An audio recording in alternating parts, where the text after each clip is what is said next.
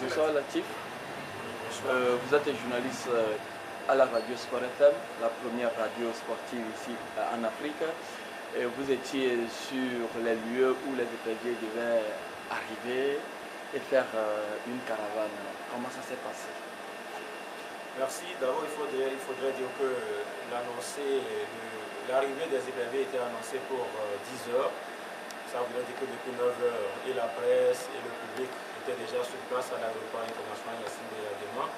Entre-temps, l'arrivée a été reportée à 11 heures. Entre-temps, on a parlé de 12h30. Et finalement, c'est à 13h15 que les éperviers sont arrivés. C'est la première chose qu'il faut constater. Deuxième chose, il faudrait dire que la presse a eu du mal à travailler. On a refusé carrément à la presse d'aller sur le tarmac pour aller constater l'arrivée de l'avion, la descente, donc des héros, de ce que nous appelons héros.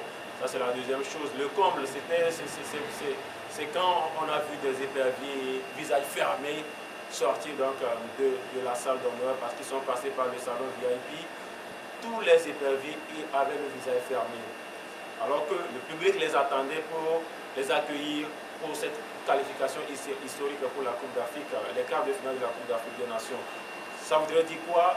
Les incidents, si on peut le dire ainsi, la scène qui s'est passée depuis Rosenberg, la scène qui s'est passée depuis Nelspruit, ce décalage de 48 heures, voire 12 heures de retard par rapport à l'arrivée de l'avion sur place, a marqué positivement, qu'est-ce que je raconte, a marqué négativement ces éperviers du Togo qui ont refusé l'interview à toute la presse, ils ont refusé de prendre le bus stationné, en tout cas qui sont arrivés pour eux, ils ont refusé carrément de suivre le programme concocté par le comité de mobilisation des fonds.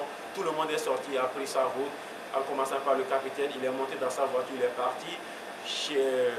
Darren Ibomé est parti, on a vu Salifou Moussafa partir, furieux, on a vu Mama Gafar et tous les autres personnes, je dis, aucun joueur n'est monté dans le bus. Et c'est comme cela que le programme concocté par le comité de mobilisation a été tout simplement avorté. Et c'est à queue de poisson, si on peut le dire, les supporters étaient fâchés, tout le monde était fâché. Et c'est dans cette ambiance que tout le monde est reparti de l'aéroport international Yassine Beyadema de Lomé. Alors nous avions appris que certains joueurs auraient pris leur vol depuis la terre sud-africaine. Est-ce vrai ou tous les joueurs, tous les éperviers étaient ici à Lomé? Non, tous les éperviers n'étaient pas à Lomé. On sait que Jacques Alexis Romao est parti, il a rejoint son nouveau club Marseille. Il a été même présenté mercredi. On sait également que les frères Haïti sont partis.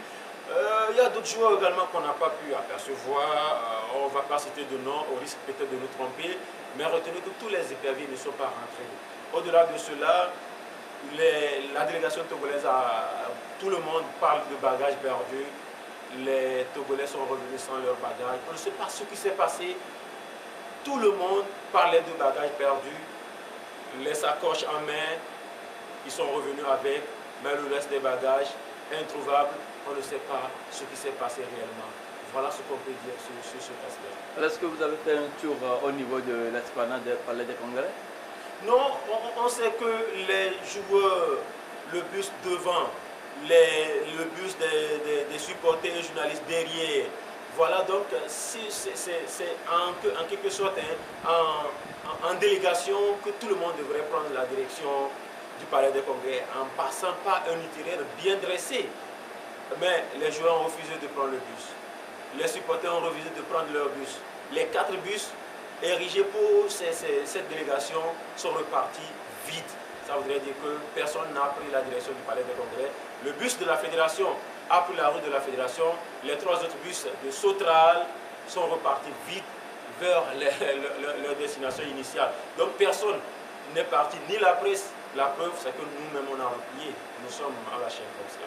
Finalement, le Togo laisse toujours de mauvaises traces à chaque participation. C'est ce qui est dommage. On pensait qu'avec ce nouvel élan, parce que le Togo vient de se qualifier pour le 2e tour de la CAN, c'est historique tout simplement.